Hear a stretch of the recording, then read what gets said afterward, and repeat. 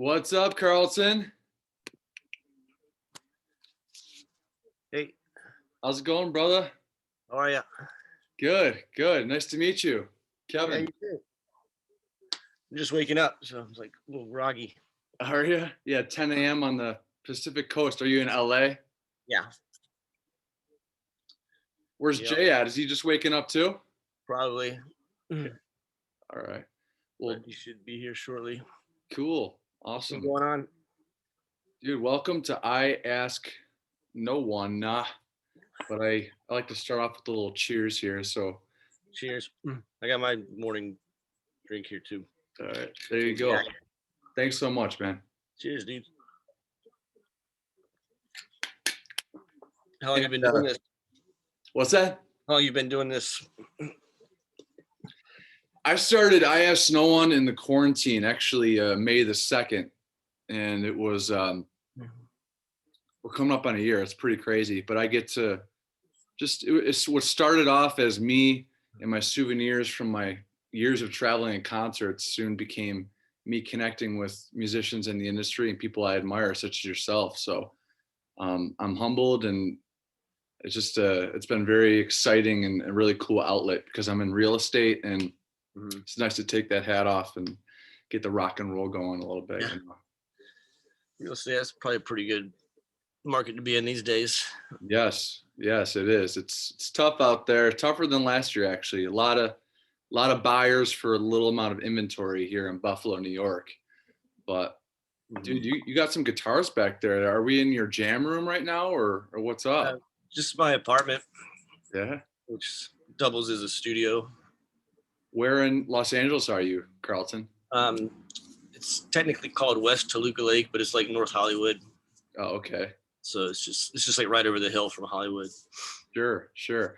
I'm here with Carlton Megalodon, Carlton Bost of Orgy, guitarist of Orgy. We have Jay Gordon coming soon, the singer of Orgy. And dude, I usually start my episode with a quote of the day. I want to make sure Jay hears this. But today, actually, I like to also start off with a little fact of the day. And today is March 19th. And in the year 1982, Randy Rhoads passed away of Ozzy Osbourne, Quiet Riot. So R.I.P. Randy Rhoads. Did you ever get a chance to see Ozzy with Randy back in the day? No, I mean that he passed away when I was too young, obviously. But it's a shame. Who knows what that guy would be doing today if he was still around? Who are some of your biggest guitar influences, Carl? My two main guys growing up were George Lynch and Warren DeMartini. All right, nice. Dokken and Rat. Yeah. Between those two guys, I just felt like they had their own unique styles. They weren't just like your shredder dudes. I mean, they could shred, they could do all that, but they had their own distinct flavors. Right. Love those bands. It wasn't until recently where I got into the hair metal and the glam metal, that kind of thing. I lived in LA for a few years up until 2016, and met some people out there who were around your age and lived on the Sunset Strip there back in the day, and were into those bands. So fuck yeah, Warren DeMartini and George Lynch. But you're from Charlotte, right? Yeah. Okay. You came out to LA when? How old were you? I moved to LA in 97. 97, okay. So I kind of missed that. I missed that whole like era of the Strip's heyday. Gotcha. Well, dude, you were right there in the thick of it, man. And shit. I mean, I was 12 getting into this style of music, and all the late 90s and early 2000s, I just had this done actually last Linkin Park Street Soldier. Yeah. Okay. Yeah. Nice. Yeah. But I love the style of music that you've championed, man. You're with a band called Deadsy. You're in a band called right now you're in Stabbing Westward, and you're with The Dreaming, of course, with Chris Hall, which is badass. Kind of the same band. Okay. Yeah. The Dreaming. What's the difference? Was there any difference between them two? I mean, a little bit. I think The Dreaming was more like rock based instead of the synth industrial tip, but Okay. Same flavor, same thing. Gotcha. And dude, in 2004, 7 years after you moved to LA, you joined a band called Berlin. Mm-hmm. And Berlin is a new wave band out of the late 70s and the 80s with Terry Nunn. And the Berlin, when I found out about this, Carl, it's like, who do I know Berlin from? And was it the movie Top Gun? I mean, they're the band that wrote Take My Breath Away, right? Do you ever get to play that song live and just kind of sit back? We have to do that. That's not, I don't really have a big part in that song, obviously, but that song was actually written by Giorgio Moroder, the producer guy. And it wasn't really even their song. He just kind of like gave it to them to perform. Okay. And I think it kind of ended up being the song that initially kind of tore the band apart, because the main songwriter and founder of that band, John Crawford, he was just like, what is this song? This is not us. This is not what we do. But it became their biggest hit. And it caused a lot of fractures within the band. I didn't know that. That song actually did not cause a lot of fractures with me and my girlfriend, actually, because in 2018, a short while back, on our first date, Elton John played here at the First Niagara Arena here in Buffalo, New York, and had a great time together. Row 2, Elton John. How could he not have a good time? And we went back to this lovely apartment, and I don't know why, I just put on Top Gun. And thank you, Berlin, for seal the deal that night. And here we are, 2.5 years later. Good shit. Nice. Elton John's amazing, huh? We had the opportunity to open for him one time in San Francisco, and I had no idea what kind of performer that guy was. It was amazing. Were you side stage or here's Jay. I'm going to bring him in real quick.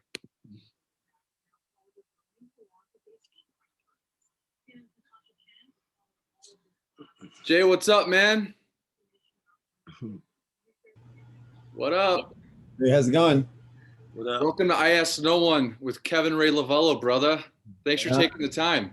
Thanks for having us.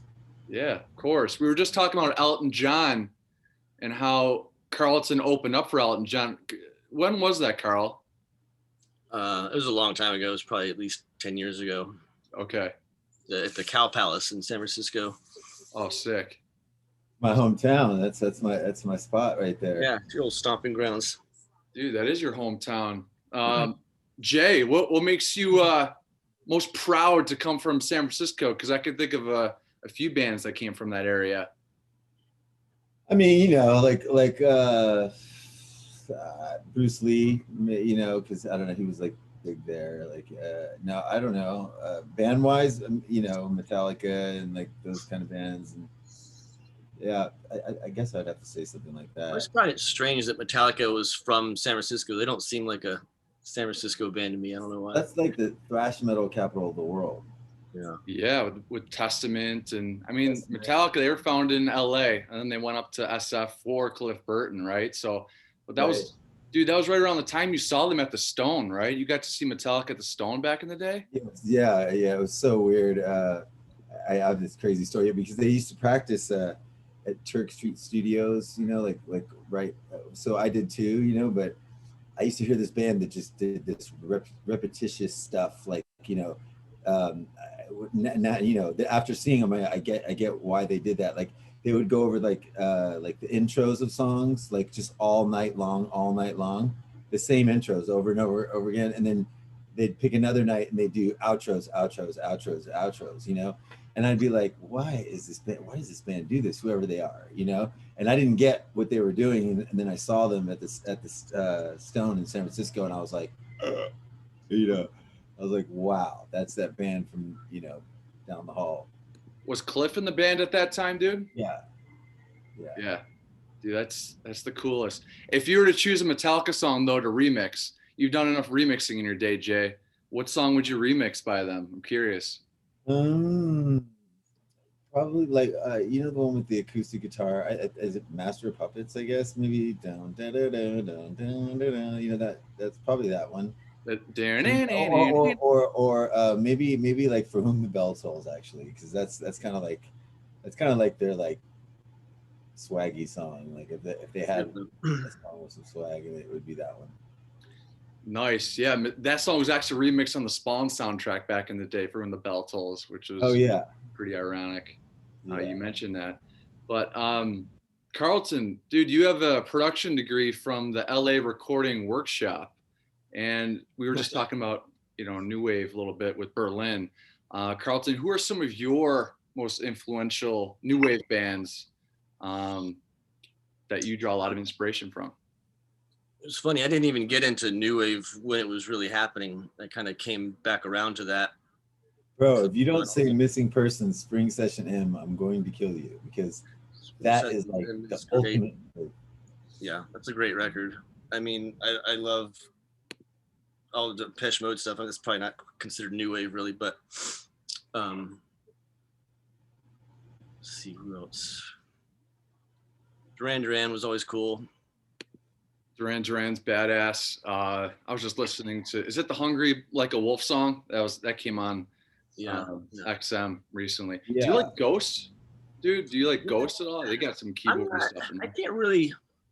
I'm not really into them. I can't really get into that for some reason. Okay. It's kind of strange, right? Like, I guess their thing is, it's cool, whatever they're doing, but it's cool. No, it's cool. I dig it though. Yeah, because they got that thing where you got the keyboard and the guitar, right? Is that what a Z-tar is? Because I don't know what a Z-tar is for my viewers. You play the Z-tar and guitar. Z-tar is just. What's up? Don't you have one of those? Yeah. I have. Show them what it is, bro. Okay, hold on. It's just a MIDI controller, like any other MIDI controller, but for guitar players. It's kind of like an advanced version of like what they would have on, like what do they call it? Like Guitar Hero. It's like a little thing like that, but it's really sick. It's hard as hell to play too. It's fucking nightmare to play. Right. I think it get dragged out very much, but what the hell? It's got 24 buttons, like 6 rows, like so it'll be the strings, and then you hit these like pads. These are supposed to be triggers, but they don't really work very well. You played that in Berlin or Stabbing Westward? No, this is all Deadsy. Deadsy, okay, badass, man. Strap on it. Sweet. Yeah, I think it's crazy, right? It's like I look at that and I'm like, what the heck am I supposed to do? Is that Guitar Hero or something? Yeah, seriously. The most important feature right here is the panic switch. Like MIDI notes would like stick on it, all the time, and it was run through distortion pedals and whatnot, and so you just get this sound just not stopping. So I just hit the panic kill switch. Oh, okay. Like probably 20 times per show.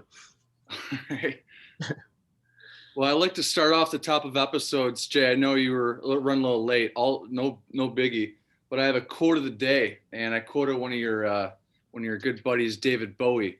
And David Bowie once said, "I haven't changed my views much since I was 12." And the kind of music that you guys were making in late 90s, I mean, I was 12, and my music changes they've stayed the same, man. And I was just showing Carl, I had this tattoo done in December. My first big tattoo, the Street Soldier right here, LP. And just cheers, man. Cheers to the continued success of Orgy and rock and roll, brother. Thanks again. Right on, man. That looks really good. Future sponsor. What's that? Future sponsor. Oh, nice. Right. So the band. You gotta do your plugs, bro. You know what I mean? Like you can't knock your hustle. Right. Plugs on. Yeah, come on, man. I'll go hard or go home. I am home, but Orgy though, the band name, I tell my mother and father who's going to be coming on IANO this weekend, and we got Carl and Jay here from Orgy, and the Carly master, Carly and Jay. Carly. Yeah. The band name, I could probably guess where it came from, but in your own words, just a mixture of different musical influences that you had back in the day. Oh, we're gonna call it Orgy. Yep. Okay. That's really it has nothing at all to do with sex. I mean, I mean, I may have like, it may have been imprinted in my head, when I saw one of these. I think I was sitting with Meeks from Cold Chamber in my front room, and we were watching some show, and then like like at late night when all the 976 commercials start coming on, and one was like 976 Orgy, and I think it just kind of clicked in my head that that's what I wanted to call the band, but like it has nothing to do with that, you know what I mean? Because I was trying to figure out at the time, I was sitting there racking my brain about like, I need to make it about a lot of different styles because that's just the way that I am. You know what I mean? Like I like staying in my lane is just not possible. I'm way too ADD for that. Right. So Orgy was perfect. I mean, my kids don't necessarily love it because they're like, that's not good, Dad. Yeah, I was going to ask you if Jax and London, if you ever gave them the lesson of what it is, but maybe I don't know. Jax got super pissed off at me with it. Like when he was like 8 or 9 or something like that. Like he's like, Dad, you didn't tell me what the name of your band meant. Like, and I'm like, yeah, you're right. I mean, you're 8, so yeah, I wouldn't even think about it. You know what I mean? Like, he was trying to wear like an Orgy shirt to school or something like that, or like a little laminate or something like that. His teacher was like, no, that's not good, like, and then he was like, why is it not good? And then, he starts looking around, just starting to learn how to use the internet. And yeah, you can imagine what he saw after that.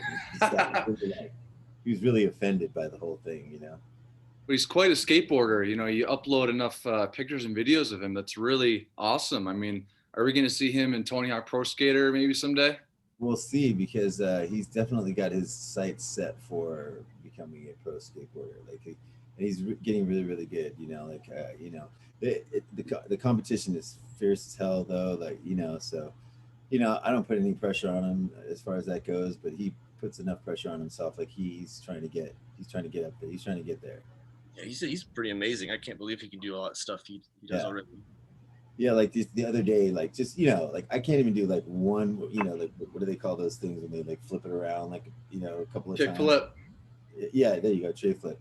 He did like 5 of those in a row, just like skating down the street the other day, like one after the other, and I was just like, okay, like I see him do it enough, but like 5 in a row is pretty damn good to be able to land them all. You know what I mean? Like I couldn't land one of those at all without, I'm breaking a neck for a bone for sure. Right. I got on a skateboard recently, and if I could do a little ollie like this high from the ground, I'm good. Yeah. I run a lot and I roll my ankles, and it just happens. But all right. Pretty athletic, but not on the skateboard. I made the mistake of trying to jump off one of his ramps on my bike. Oh shit. Yeah, but it was dark as hell. It was like 2 a.m, bro. Like in front of my house, it was like really. I live on a dark street, and he grabbed one of Jax's skateboard ramps, or it was already there, and he tried to jump it, but like he couldn't gauge where the land was, like to land in the black pavement. Yeah, you know what I mean, like I don't even know what happened. It was really fast, and I went off the ramp. The next thing I knew, I was just on the ground. Face was all cut up. Jay, what are you doing, you idiot? Dude, Jay, where do you live right now? You're in LA, right? Yeah, Los Angeles. Where in LA do you live? We both live. Carly and I both live in North Hollywood, NoHo Arts District. Yeah, sure. Nice, man. I lived in Culver City for 2 years, from 14 to 16 or 15 to 17. The Valley sucks for the most part. I mean, I don't really like the Valley. It's just that my studio's right down the street, so it makes, even though my studio technically burnt down a year ago and it hasn't been open since, and then after the pandemic and all that stuff. So sorry. But now it's my stuff was actually out of there. My room was getting remodeled, so it's all good. They're about to open it back up, and so I can get back in there. So yeah, I like to live down the street from there, so I could just run home if I need to, or right. Easier, Metallica's Black Album turns 30 this year, and they recorded that record at 101 Studios. That's in North Hollywood, right? That's the space. My studio's at. That's my studio. Oh shit! That burned down? Well, okay. So what happened was that, like, I don't know, like from five buildings up. Yeah. To the building right next to the studio burned down, and the fire department, you know, all the smoke was around, so the fire department thought that the studio was on fire, so they used these big things to cut holes in the roof and screwed up all the air conditioning units in the whole building. It wasn't even on fire, but yeah, and then as a result of that, like there's some leaks in the roof, so then the rains came, and then they screwed up the tracking room floor where Metallica did the Black Album. And yeah, that's my spot though. Like I'm the first door on the left when you walk in. I'm like my spot's right there. And then the studio they recorded in is Studio A, and that's you know, the main room. Yeah. You ever go in there and just kind of sit at that board and just like, wow, you know? Yeah, all the time. I've worked in there many times. You know, like one of the good things about having a production room there is that I can use the big studio, you know, whenever I want. You know, if there's nobody in there, even if, you know, I can also book it for like really cheap, like if I want to record like live drums or something. Yeah. So yeah, I work in that room a lot, actually. My next visit to LA, if you could let me in just for a quick second and check out that board, that'd be cool. actually the board isn't there anymore. Okay. No, they're putting in I think they're gonna put Slate Ravens in there, like the Raven consoles, Stephen Slate's consoles. He's a homie, so I guess, you know, I'll get them a deal and then just put like the big, huge Stephen Slate board in there, which is more like a touch screen, makes it a lot easier. There's a lot of all those channels went to waste. You know what I mean? There's not very many drum tracking sessions, and even if there is, you can still there's enough outboard gear to where you could just use channels, you know, like different mic pre's and stuff, and then just go into Pro Tools and then just use the touch screen to just kind of and there's more than anything, there's like a lot of hip hop sessions in there, and most of that stuff's done in the box, and they only use like 2 faders, so it's probably better. The computer on those SSL consoles, those big, like, you know, 96 input SSLs are like really taxing. Like it costs like $3,000 a month on air conditioning bill just to keep the engine, the computer room for it, to keep it cool. Yeah. So that's a little trivia for you if they want a real console. Okay. All right. Well, yeah. Thanks for sharing, dude. Wasn't that the same room where Alice in Chains did Dirt?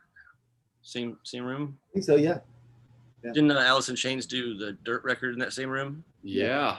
I mean, Metallica, I've seen them 38 times around the world. I have a twin brother who lives in Athens, Greece. We're the twins, the crazy twins up front at the 38 times? Yeah. From, you know, Germany, Canada, all over the place. Gojira, love traveling. And I was just telling Carl, like, this, I asked no one. It's a line from Wherever I May Roam, but it turns 1 year, May the 2nd. And in quarantine, I just thought, I'm just going to share some of my stories and my souvenirs. And it's turned into me interviewing or having a conversation with people that, you know, inspire me and people I admire, such as you two guys. And I'm right here with Jay Gordon and CARLTON Megalodon of Orgy, and I'm honored, and this is just too cool. And Jay, you moved from SF to LA. Carl, you moved from Charlotte to LA for a pursuit of the music business. But who finds you is Jonathan Davis of Korn, right? And signed your bands to Elementree Records, each of your bands, Deadsy and Orgy, right? Yeah. Well, I mean, you know, so backing up a ways, like, you know, Korn, you know, when they would play LA, I would go to their shows, and I don't know, I just fuck with Jonathan hard. Like, you know, we just like would kick it all the time, and so we just became really good friends. And then when I was ready to like go with my band or whatever, they were just putting together their they kind of did the Elementree thing so that they could sign us. They were talking to Warner Brothers about doing like a you know, joint label kind of situation, and they stepped it up so that they could put us as the first signing on Elementree/Reprise record. So okay, that's how that worked out. Gotcha. And Carl, you with Deadsy, same thing happened to you. You just a little bit of networking, and you knew other bands. And I mean, like Deadsy was already a band, and you know, Orgy and It's Deadsy were kind of the same circle, same group of people. So such an incestuous world. I played bass on that first actually, Deadsy. Jay was the first bass player in Deadsy. Yeah. Before I even met him. And, It was just to record, pretty much. But so after they signed, Elementree signed Orgy, and what was that other band they had? Videodrome. Videodrome. So I think like Elijah had a deal fall through with Sire Records. So when that fell through, John picked up Deadsy under the Elementree brand. He said as well. Yeah, gotcha. Well, the song Blue Monday, Jay with Orgy. I'm sure when you play it live, you guys, when you play it live, you see the crowd just become an organism and just kind of bounce up and down. I'll say again, when I was 12, 10, 12, when the song came out, and even up to this day, you guys have nostalgic bands and songs you guys listen to, but anytime you hear your voice on Blue Monday or any Dissension, Stitches, any of this shit, you have one of my favorite voices in the whole entire fucking business, dude. And part of that is nostalgia too. And I speak on the behalf of my twin brother Ryan and my buddy Matt McCarthy and a bunch of other friends who will be watching this very episode. Awesome. Thank you. You know, thank you. And how'd you arrive at Blue Monday? I know, dude, Carl, you love your new wave bands. New Order wrote Blue Monday, but were there other covers in mind that you had for your debut record, Candy Ass, or was it a surefire Blue Monday? Yeah, no, I mean, I wanted to do that one. I just was thinking it was either that or this song by one of the chicks from ABBA that she did with Phil Collins, actually, but it's such a sick song. It's called Something Going On. And yeah, it's a really sick song. If you get a chance to check it out, it's got a sick drum beat, and he doesn't sing on it at all. So there you go. And she's got an amazing voice. Her name's Frida. It's by Frida Lindstedt, and it's called Something Going On. Gotcha. I'm going to include a link to that song right below. Again, we're here with Jay Gordon and Carlton motherfucking Megalodon boss. Megalodon, where does that come from? I know Mastodon, my boys in Mastodon, they have a song like that off of. Megalodon? Yeah, it just came from, it was something Elijah came up with, actually, just from the old, like, ancient shark, the Megalodon. He thought it sounded cool, like my name, and he was designing all the. You've heard of the Megalodon, like the shark, like the big great white. Yeah, it's a giant ancient shark that, 4 times the size of the great white shark, and Elijah was working with the idea of designing characters and stuff for all the members, and he just kind of came up with that. At the time, I was like, okay, what? Cool. Elijah Blue, he's the lead singer of Deadsy, and for my viewers, Elijah Blue is actually the son of Cher and Greg Allman. Pretty sweet. This guy knows his rock trivia. Yeah, people call me Encyclopedia Kever, Encyclofuck, because I don't know. You give Mark McGrath a run for his money. That guy knows more music trivia than anyone I've ever met. I don't know, but yeah, Mark's pretty sick with it. Him and with oh god, Eddie Trunk. What's that? Eddie Trunk of That Metal Show. Oh yeah. No, I was thinking Matt Pinfield. Yeah, Pinfield. Oh, that guy's hilarious. Like, I love Pinfield was buddies with Elijah, and he used to come over to my place and go through all my CDs and tell me like just all kinds of random facts about every single CD. I've hung out with Pinfield many times. He's fucking awesome. He's funny. He's hilarious. Yeah. He interviewed Metallica on a bus, and he made it just the most fun interview. And guys, I'm having a good time. This is fucking cool. The epitome of cool. Jonathan Davis, Jay, he was on the song Revival on your first record. Was it just like, oh, you signed us to Elementree, come out and we'll how was that recording? It was cool. Like, I mean, to get like back then when he was first starting to blow up, like it was kind of tough to get him to lock into something, like he was kind of doing his own thing, but he was like, fuck yeah, let's do it. And I was like, all right. I really didn't ask him many times. I just asked him a couple times, and then he came down and. You guys did that at NRG, right? Yeah. Well, we did it at NRG, but we did. I think so. Yeah, we did it at Energy. Yeah. Like You were working at that time, like everyone was just in the same place all the time. And bro, that's why we had to leave town to do our first record, because we would have never gotten it done at NRG, because it was just a madhouse. It would be like Korn, Limp Bizkit every night. Korn, Limp Bizkit, Orgy, Snot, Deftones when they'd be in town. I mean, literally, like it was like that every night. There was 500 people there every night. All these bands were there, and I was a runner there, so I was getting cigarettes for everybody. Yeah. God, the parties that you guys must have witnessed. Holy crap, man. Yeah, definitely. I mean, that's what it was. That's all it was. It was just like it was just like the ends. You know that the video for "Got the Life," the Korn song. Yeah. The end of that video, there's like a big like parking lot party going on. That's the parking lot of the Energy Studios. And everyone and then there would be the other alumni that would be around too, like P Roach and those guys would be around, and everybody, like Linkin Park. It was nuts. That is too cool, guys. Yeah, there was always like 350 people that nobody knew that were there, just friends of friends, and it would always be there. And it was like at a certain point we'd be like, all right, can we get like all 75 of you people out of the control room so we can do a vocal really quick? And then we're like, all right, we got to get out of town. So we decided to do what Deadsy did, actually, because it was a good idea. They got out of LA to go. They went like really secluded up to Whistler, Canada, to do that first Deadsy record. Yeah. And we were just like, my mom lives like in North Shore, like Tahoe area. So beautiful. We decided to go up that way, and we didn't need to go all the way to Canada. But there was black bear. There's not the artist, but like actual black bears running around, and that was pretty scary, but it was cool. We got it. I would love to do that again, like what you guys did. Just get a cabin out in the mountains and just go for it. Yeah, it was cool for like the first 2 weeks. Then you go snowboarding, and then you're just like, okay, I'm over that.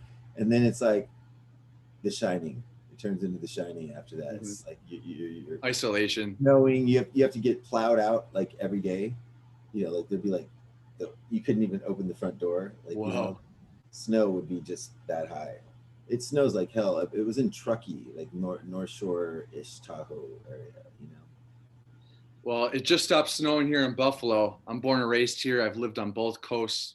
College at Flagler College, and then actually worked for Wolfgang Puck Hotel Bel Air in Los Angeles. I was a front of house guy up there. Beautiful area.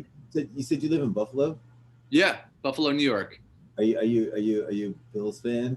Hell yeah, Bills fan. Are you a Bills fan? We got some BillsMafia there. I'm a fan of your quarterback, Josh Allen. It's fucking dope. Yeah, he's badass. And let me ask you, what makes you a fan of number 17? He is a fucking beast, bro. He's sick. He's like, bro, he can run. He's like taller than me, like he's like 6'6", and he's like, like he's just like a big dude, and he's got an arm that just, it just goes on and on. Like he can throw it like the length of the football field, and he could run too, which is crazy for a big white boy. That's like, whoa. I'm trying to get my Niners back into the contention again, and the only way they're going to do that is if they get Deshaun Watson, but it's a whole nother story.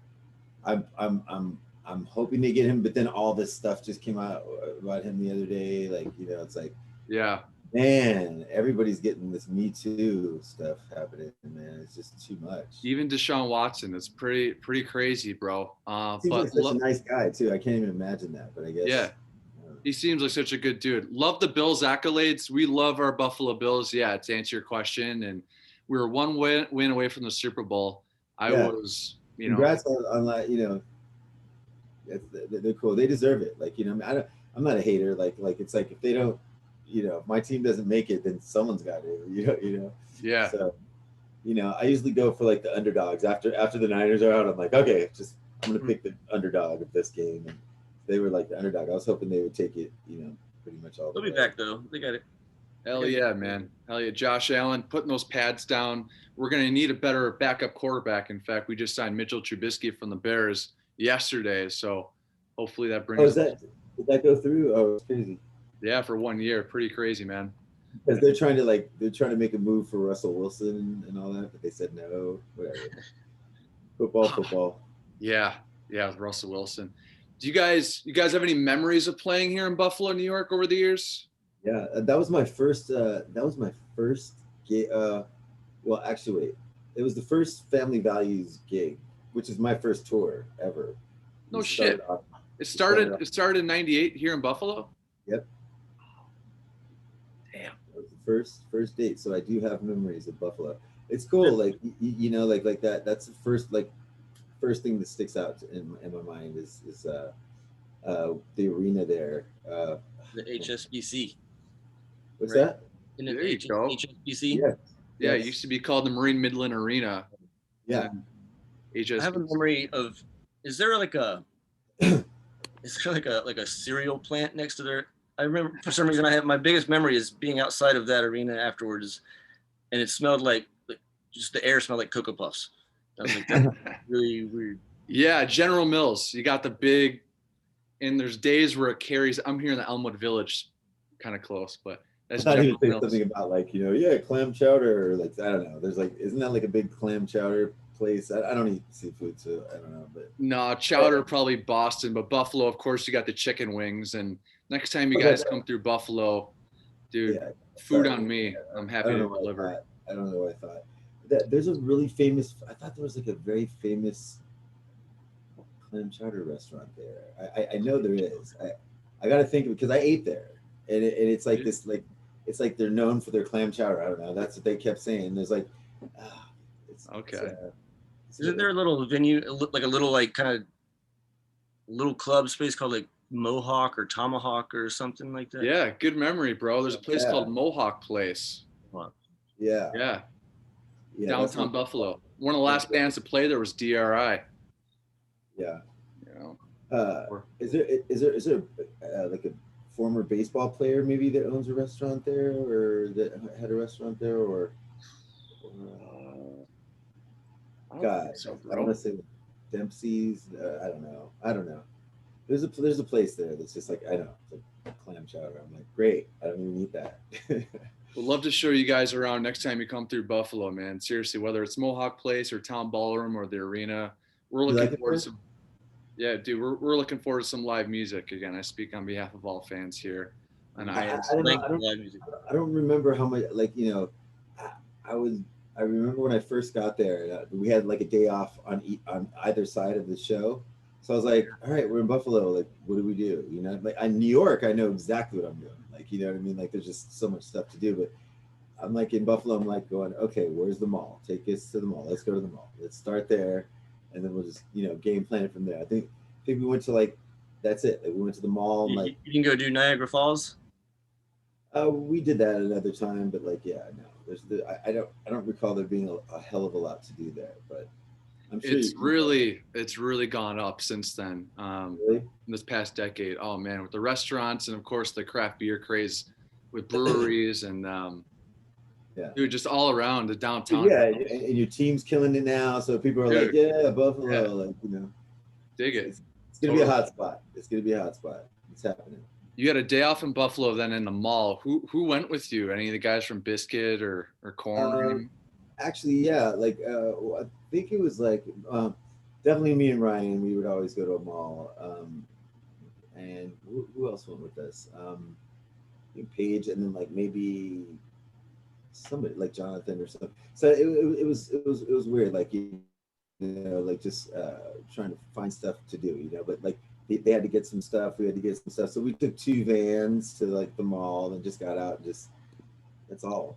Like, the mall that's downtown, you know, that we were there that time when they wouldn't let us into Toronto. We had to spend an extra day there. Remember that? Oh yeah, we you know, Buffalo, what did we do? We ended up going to like, we ended up walking through like a blizzard to like TGI Fridays or something silly. Yeah, that's right. That was nuts.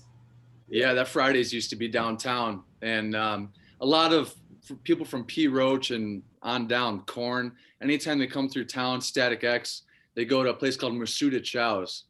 Johnny Chow of Stone Sour, formerly Cavalier Conspiracy, fellow member of the BillsMafia. Good guy. We were just at the place the other day, but he's got a barcade, Buffalo's only barcade. It's got like ramen noodles and stuff like that. Yeah. Oh, that's cool. Right. That would be something to do. Yeah, for sure. Yeah. For sure. It is a good time. What did we do last time, Carly? I know we went to Fridays, but didn't we go to somewhere else? Yeah, we went to like another bar that was just kind of like in that area. We couldn't go too far. We were on foot, and it was snowing a lot. Yeah, dude, it was crazy. Blizzard City. Love it. Please. You guys bring up family values, and Jay, that was your first tour, and you did it through 1998. And Carly, you did it too in 2001 and then 2006, right, with Deadsy? Yeah. 2001 was with Linkin Park and Hybrid Theory coming out. I mean, yeah. What kind of crowds did you see at those shows over the country? That was that was interesting because you could just watch Linkin Park's level just go as the tour was progressing. You know, like we played first, and then Static X played. Linkin Park was third, and then Stained, and then Stone Temple Pilots were the headliners. And as the tour was going, you know, it was obvious that Linkin Park was becoming like the biggest band on the bill. So SDP started to have Chester come out and like sing a song with them during their set, you know, and we were just watching, and it was weird because our records came out at the same time, like the Deadsy record and Linkin Park record. We were just kind of like cruising along at normal altitude, and they were just going. And just like, wow, yeah, crazy to watch. How was Chester and Shinoda and the guys back then? I mean, they just seemed like really good dudes. Any funny moments with Chester? God rest his soul. Yeah, one of my favorite moments of that tour was just being on Linkin Park's bus with Chester and a couple of the dudes, like, and Scott and Dean from SDP, just hanging out, like having drinks and playing acoustic guitars and singing and just being silly. And we ended up just kind of getting carried away and ended up just staying on their bus and riding up to Seattle. But man, he was the sweetest guy. I miss him. Jay, any fond memories of you and Chester over the years? I mean, he big influence to me, just with the mental health kind of thing, you know. Yeah, I mean, it's probably like something that I don't. It's a little bit touchy. I understand. I mean, you know, like, yeah, I mean, playing with him, you know, we took them on their first tour, you know, and blew the hell up, you know. I didn't know that you took them out on their first tour. That's badass, man. Yeah, and then they were just like, we're like, hey, bye guys. Yeah. But they remained like cool people, you know. Super cool guys, yeah. Yeah. Awesome. Somebody at you know, he would be at NRG a lot, you know, and I guess maybe like I don't know, like a little bit before it happened. The last time he was in town at NRG, I guess he stopped by my studio. I didn't even know, and this guy Jade that I was producing actually told me that after it happened. You know, he was just like, "That's so weird," because I met him. You know, he came by and da da da. So that was kind of strange. But yeah, there's a lot of cool things that, you know. I mean, you know. Yeah, of course. His body of work speaks for itself, of course, and R.I.P. man. Yeah, you know it. I know, dude. I have to ask you, Carl, about Wayne Static, because I had their roadie on, good buddy of mine, Booster, Jimmy Robles, and Tony Campos. He's going to be kind enough to come on here soon. But Wayne, that guitar back there is signed by Zero and the guys in Static X. Saw them on their latest tour in London, Ontario. And the one question I asked Tony was, you know, how, I think someone asked him, how was Wayne? He was just like, you know, he's just a really weird dude. So, how would you describe Wayne, maybe backstage, besides that big personality? He was cool. He's definitely like a strange cat, you know. He's really sweet. I mean, super soft spoken, very sweet. Yeah, really cool guy. Yeah. And you know, when he passed, I was asked by Ashes and those guys to do the you know, the show that, you know, they did a memorial show. Oh, the thing at the whiskey. Benefit show, yeah. So I went up and sang Cold with those guys, and that was interesting. Yeah. But you know, I mean, I didn't kick it with him. You know, he was really cool every time I've ever seen him. Yeah, he was a super sweet guy. He actually took Deadsy on our first tour. Yeah, that's right. He was always a big Deadsy fan and would always like wear the wristband. And but like, man, their crowd hated Deadsy. Really? So they hated us. And he'd come out after the show, and like they would just be giving us the business the whole time, you know. And he'd come back later and be like, man, don't worry about it. We got, you know, our fans, you know, just they don't get it. They don't, but they will. They don't get it yet. But he'd go out and like on stage be like, give it up for Deadsy, and they wouldn't know what to do. They'd start to boo it, and then they're like, wait, but he likes, I don't understand. Right. But he was always super supportive and really cool. Yeah, I was really curious about Wayne. Never saw Static X with Wayne. God bless him as well. No? Jay, dude, I just have to ask you, what was your biggest moment on stage? Was there a moment on stage or on the road that really stands out to you as being the greatest moment in your career? I mean, there's definitely been some weird moments, you know, like tons of weird ones. The greatest. Yeah. Craziest. Sure. Like playing the at the HFS arena, like or no, I think it was Baltimore Ravens Stadium. Was that the same thing? HFS arena? That's their stadium or something? I don't know. But there's a thing called HFS Fest, and that was like the largest show I've ever played, and it was like 85,000 people. It was just a good day, you know. Like we went on like hella early, but the sound was excellent, and you know, it was just it was, you know, early on. So but we were starting to get into the groove of playing live all the time and in front of big crowds after Family Values and stuff, and that was like a big moment. It was like legit, you know, like, and it was hot as hell. It was like 3 o'clock, and you know, we're on makeup and all that kind of stuff, and you know, it was a good day. Like, and so Paige and I, my bass player Paige, we'd always like mess with each other on stage and stuff, and there was like a delayed, so you could see these big, huge ass monitors, you know, like, so everything you did on stage, you could look up, like 2 seconds later, it would be, you know, like the repeat of it. Like it was like a live thing, but it, you know, it takes a minute for, you know, the latency or whatever you want to call it. But Paige and I were like just doing stupid shit on stage, and like we're looking at each other, and he would do like some twirl, some like spin around kind of thing. And he's like, you know, like check me out. And I'm like, whatever, bro. And it was just funny. But it was surreal. Like that was amazing. Like the crowd was really responsive, and it was before everybody got wasted, so it was a perfect time to go on, actually. And you know, at first I was like, oh no, it's like hot as hell, and it's like, you know, daytime and like whatever. And you know, of course, we were like being a younger band, we had to like, you know, suck it up and get on there early. And but it was awesome. It was a really good show, and it was fun. So anyway, Paige and I'm throwing my mic, like catching it, and like looking up at the board, and then Paige would be like, "Fuck you, bitch!" Like, you know, I don't know, it was stupid. People like it was one of those times. Like usually, like if people throw something at me, like I get hit by it, you know. But it was one of those days that like really went particularly well. So like I remember the shoe came flying up, and I was like, boom! I caught it, and like threw it back to the guy. It was like we were playing catch, you know, as opposed to getting hit. Hit with like a blow pop at like 200 miles an hour, and like Texas from like Troy Aikman Jr. You know, like this is the guy with a hell of an arm. Like that's happened before, and yeah, you know, got lots of stuff. Just when you're playing your song and you're fucking with your bandmates and the fans are getting into it too. That sounds fucking awesome, man. That sounds killer. Yeah, Carly, what about you, man? Do you have a greatest moment? Yeah, I mean, there's several that stick out. Obviously, I think like. First venue I ever played in New York City was the Garden. So sick. I remember just standing. Buddy.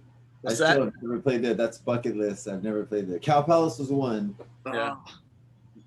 But I definitely remember just kind of like taking a moment on stage, just look around and be like, fucking garden, dude. But it was a really weird thing we had. You've been to the Jones Beach Amphitheater in New York? I haven't been there. No. We played there on the 2006 Family Values. Our slot was like 3:30, 4 o'clock in the afternoon.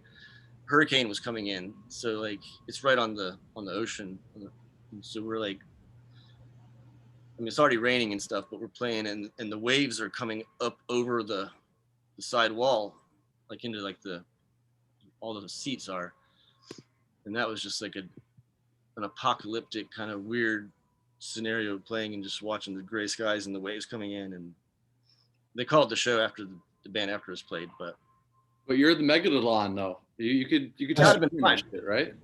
Yeah, I wasn't worried. Put on your fucking shark fins and swim. The gear, on the other hand, had some problems, but that was fine. Yeah. I'd say the closest I ever got to like a tsunami at a concert was Alice in Chains, St. Augustine, Florida. They were going to cancel it, but then they came out to All Secrets Known off Black Is Way to Blue. And it was just stormy and the mist was coming through. It was just something about it. Will Duvall's eyes in the back of his head. Fucking, that was one of my fonder moments, but that's sweet. Dude, Jay, I have to ask you, my twin brother and I are diehard Rammstein fans. Imported from Germany. Did you have any moments on Family Values '98 with Till Lindemann and the guys in Rammstein that stand out? Moments. Oh man, dude, way too fucking many. Like some shit that I can't even talk about, but like just sure. Crazy off the wall stuff. Like like, I don't know, like Till's he's fucking awesome. Those guys are all awesome. They would call us like beat the Schwule, which is like, I don't know, some kind of something gay thing or whatever, like, we would call them that back. And they were awesome. They were really great to us. I mean, they were one of the bigger bands on the, next to Korn. They were just like yeah. So basically, they had like private chefs and shit that would cook for us and stuff. But we would get wasted with Rammstein every night. I remember Paige and I went on their bus with them, and they had like a super sick tour bus and stuff, and much nicer than the one. We were just baby bands starting out, and our bus, but their bus was like super awesome. And so we decided to go travel with them one night, and just sleep on their bus, and then just go to the next town. Till had us come down and come with him, and those guys were like nuts, man. They would be like they'd drink a 6-pack of beer, like each 6-pack of Heineken or whatever kind of German beer they were drinking. They would like grab it and they'd be like, okay, they would just break the whole 6-pack, like, you know what I mean, like out the window, wherever the hell, and they're like, it's recycling, yeah. And I'm just like, sure, whatever you want to call it. And but like, yeah, we did some serious damage. They cost us $27,000 bucks one time. We would have like feuds, but like friendly feuds, like, we'd eat, their cook would, make us a bunch of snacks and stuff or whatever. We'd eat a bunch of food and stuff. And then they would start, immediately, drinking the Jägermeister, the whatever. And, then they'd start throwing bottles at you, something like that, like we were dodging bottles and stuff, like literally, like, and they're like, Till's like a swimmer for the East Berlin Olympic team. So he's like, if he throws something at you, it's gonna go kind of fast. So yeah, when a Heineken bottle like misses your head by like that much, you're just like, bitch, like what am I gonna do to this guy? So we start throwing shit at each other, like axes. Like it just got nuts, and we ended up with like an axe in the ceiling. We knocked over a bunch of like stupid rock and roll bullshit, like pushed over a bunch of lockers, and like in the Philadelphia 76ers, like the visiting team locker room. And $27,000 later, we had a blast. It was probably well worth it at the time. So I don't understand though. They're chucking glass bottles at your head just backstage to. Yeah, just having fun. That's I guess that's that's fun for them. Yeah. I mean, dude, you got a song called Stitches. But right, I almost got some that night too. Yeah, crazy. But we used to do that shit all the time. Like I don't know, just like start throwing crazy shit around, and You put them in your makeup one night, fire right? extinguishers, just like just like all everywhere. I don't know. We filmed a lot of it. Those bastards. Didn't you guys do a Halloween thing where you dressed them up in all you guys' makeup and stuff? Oh, what about it? Didn't you do like a Halloween thing where you put all your makeup on Rammstein? Oh yeah. Out on stage like. And corn. Yeah.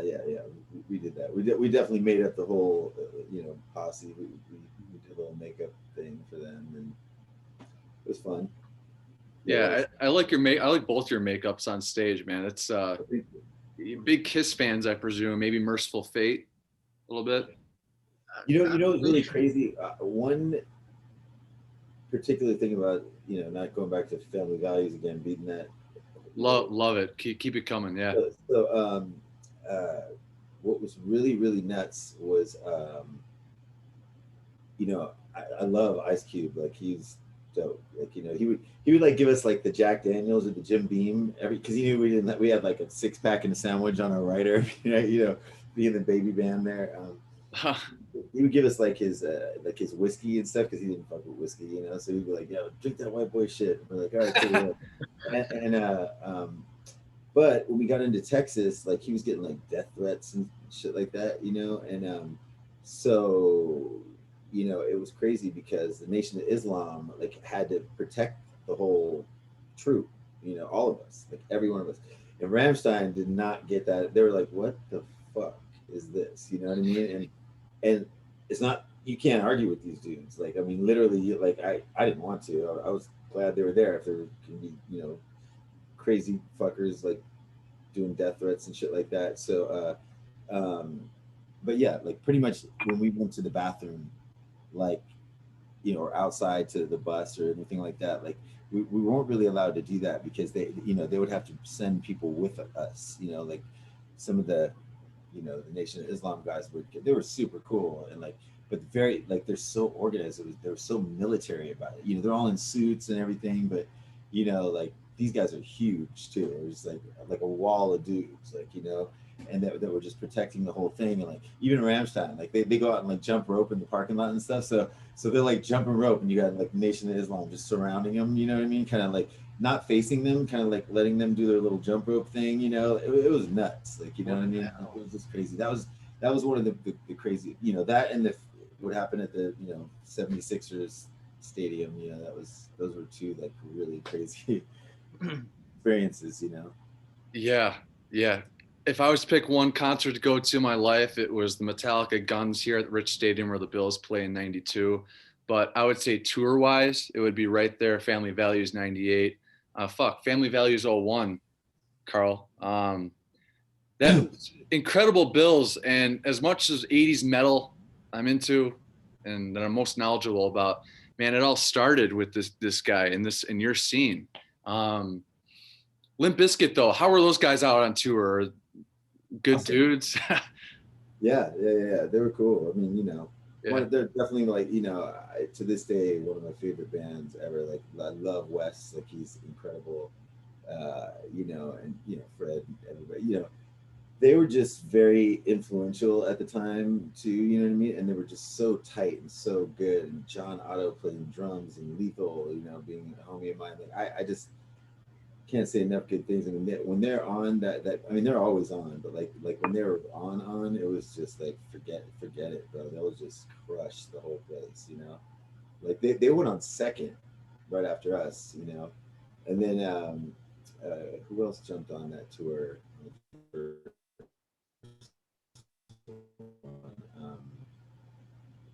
Who else, Carlton, was on that first one? On yours, it was you guys, Limp Bizkit, Crystal Method, and then Rammstein and Cole. No, not that one, right? No, it was Orgy, Limp Bizkit, Ice Cube, Rammstein, and then Korn. Brandon Fan was took over, and then they ended up they opened up first, and then they just Pardon Me blew up, and then Incubus. Huh? Incubus. Yeah. But yeah, that was a really crazy tour. Like it was crazy. But Limp Bizkit was really, really, really good. They still are a great live band. was lucky enough to have some PBRs with Fred Durst and the guys in 2012 when they came through. Invited back, and it was the coolest thing. Yeah, they just lock grooves harder than any like as far as bands group like all in sync playing some crazy shit. Like you'd be surprised at how intricate like a lot of those like break stuff and Nookie and all those. I made up a dance for the Nookie that they kind of used in the Rolling video somehow. It was really the Rolling thing, but yeah, I made up this stupid dance and I would do it like when Fred was dating Carmen. So me, him, and Carmen would kick it before Limp Bizkit would go on, and we would do like the Nookie dance, you know, and especially when they were on stage, me and Carmen would do this little silly ass dance, which is hilarious. And but they would always kill it, man. I always, you know, KoYan naturally, you know, they're always gonna blow my mind. They're always so good.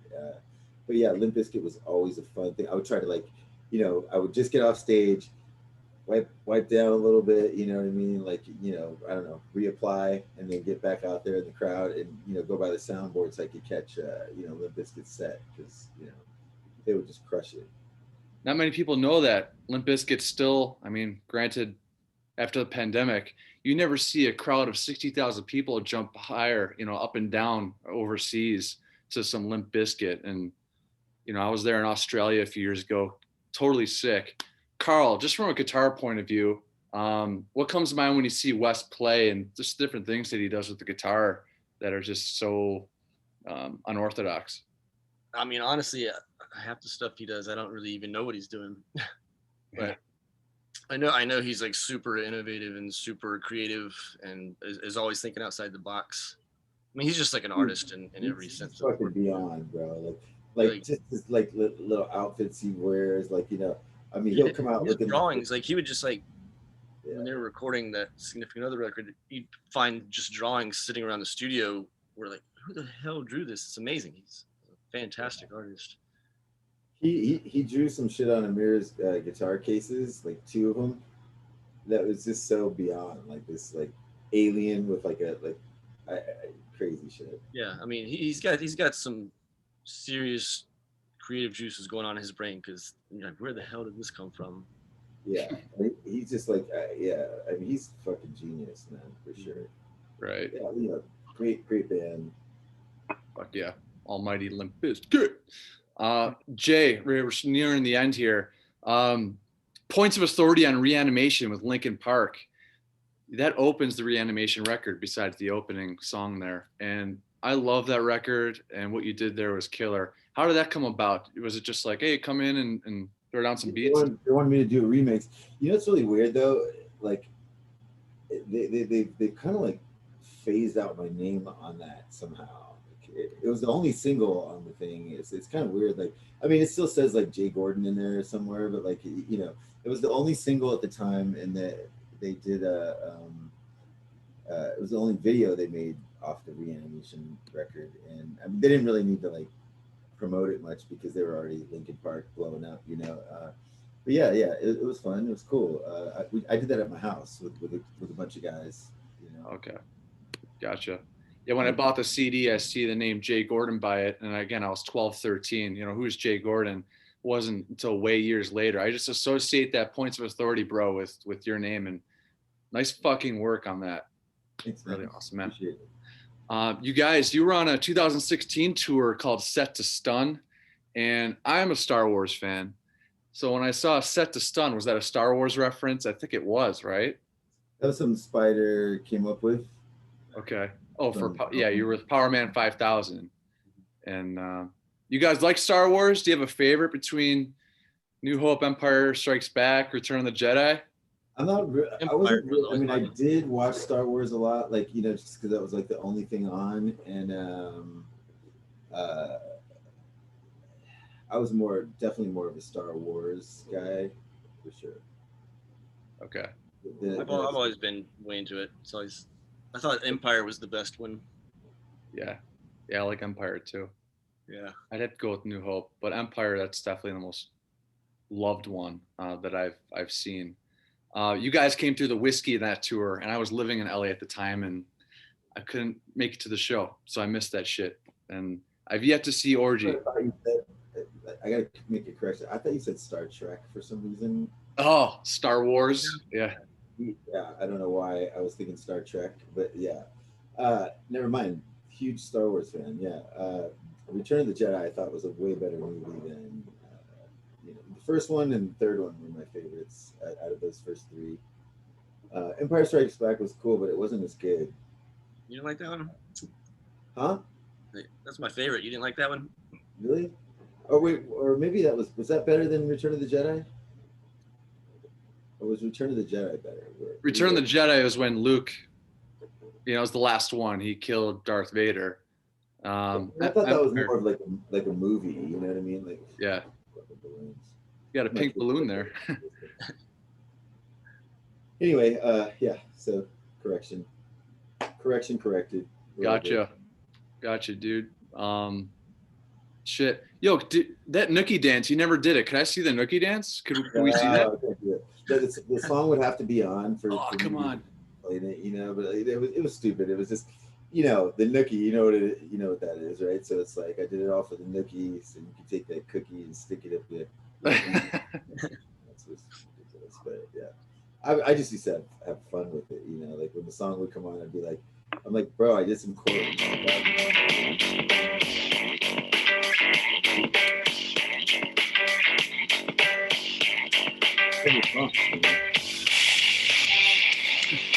There's nothing that comes in better than that right there. When that first kicked in, I was like, jaw dropper. You know what I mean? Yeah. So jaw sick. Dropper. Well, I got to ask you guys, what's the greatest gift collectively of being in Orgy? What's the gift that it's given you? You guys live a pretty damn cool life to have a job like that. To go up. Yeah, cool. I'm hoping that it gives us, like being able to fuse the kind of styles we have, and always being a, firm believer in change. You know what I mean? Like, even though fans hate when I do stuff like that, but like, I can't help it. It's just the way it works for me. I think this new record is going to have a lot of really cool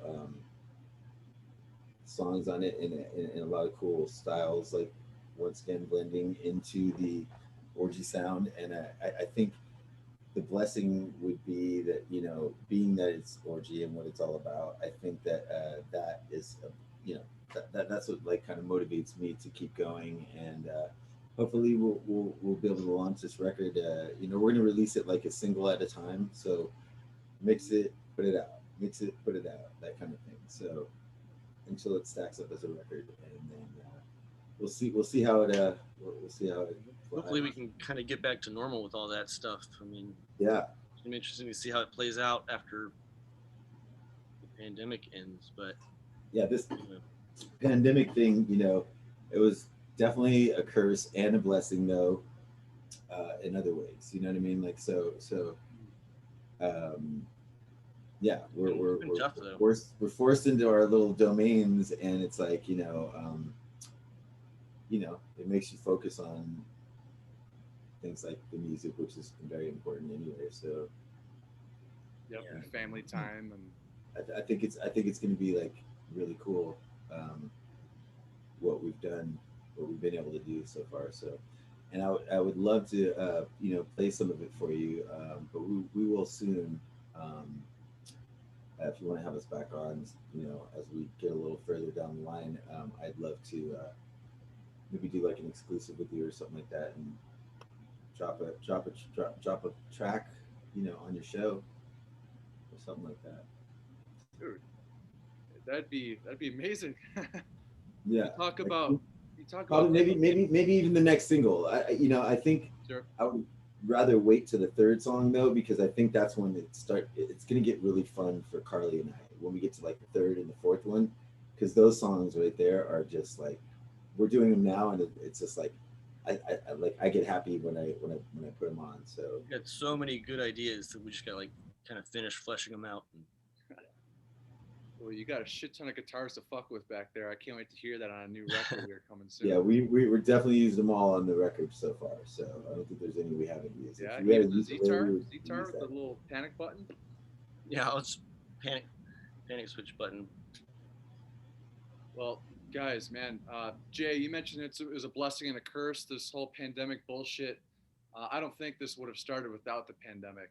And it's kind of taught us to kind of learn more about each other and yourselves. And I'm very thankful. And if you liked, if you had any value out of this, to my viewers, hit a like, subscribe, all that shit. Every new subscriber, I donate to the American Foundation of Suicide Prevention.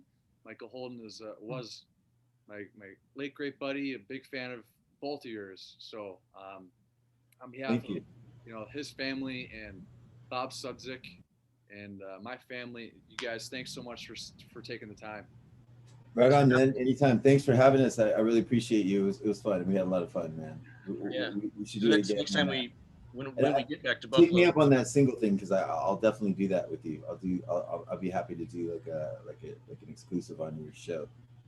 I'd be honored. I'd be honored. Next week we have Brett Dickin from Redline Chemistry checking in, and then shortly after that we got Ricky Rocket.